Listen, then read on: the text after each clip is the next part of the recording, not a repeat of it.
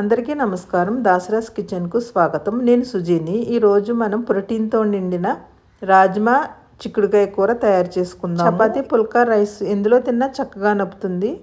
ముందుగా మనం ఒక బౌల్ తీసుకుని ఒక గ్లాసు రాజ్మా గింజలు నానపెట్టుకోవాలి. ఇది నైటు నానపెట్టుకుని పొద్దున్న కుక్ చేసుకుంటే చాలా బాగా కుక్ అవుతుంది.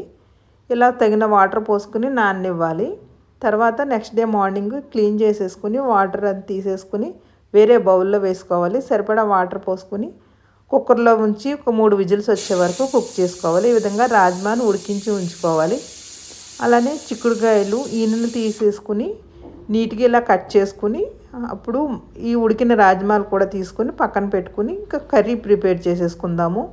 చూడండి, ఇలా నొక్కి చూస్తే ఇలా మెత్తగా కుక్ అవ్వాలన్నమాట. అలా ఉడికించుకోవాలి. స్టవ్ ఆన్ చేసుకుని బాండీ పెట్టుకుని సరిపడా ఆయిల్ వేసుకోవాలి. 2-3 గరిటెలు వేసుకుంటే సరిపోతుంది.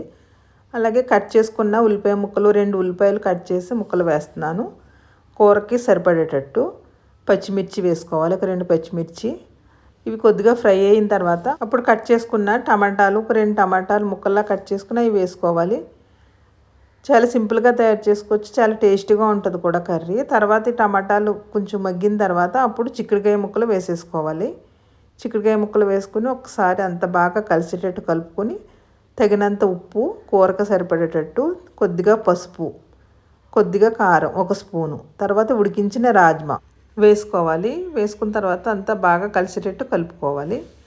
కలుపుకున్న తర్వాత ఒక గ్లాసు వాటర్ పోసుకుని మూత పెట్టి ఉడికించుకుంటే తొందరగా ఉడికిపోతుంది.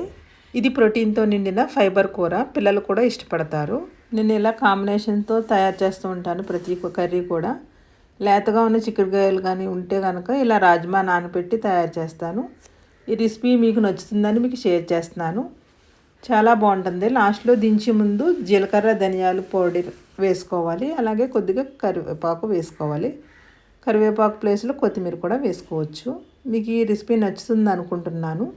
ఇది తక్కువ మసాలా, అసలు మసాలా లేకుండా సింపుల్గా తయారు చేసే రాజ్మా చిక్కుడుకాయ కూర. ఇలాంటి మంచి రెసిపీల కోసం మన ఛానల్ని వాచ్ చేస్తూ ఉండండి. మీకు ఈ రెసిపీ నచ్చితే లైక్ చేయండి, షేర్ చేయండి. ఇలాంటి హెల్తీ రెసిపీల కోసం దాసరాస్ కిచెన్ సబ్స్క్రైబ్ చేయండి. Thank you.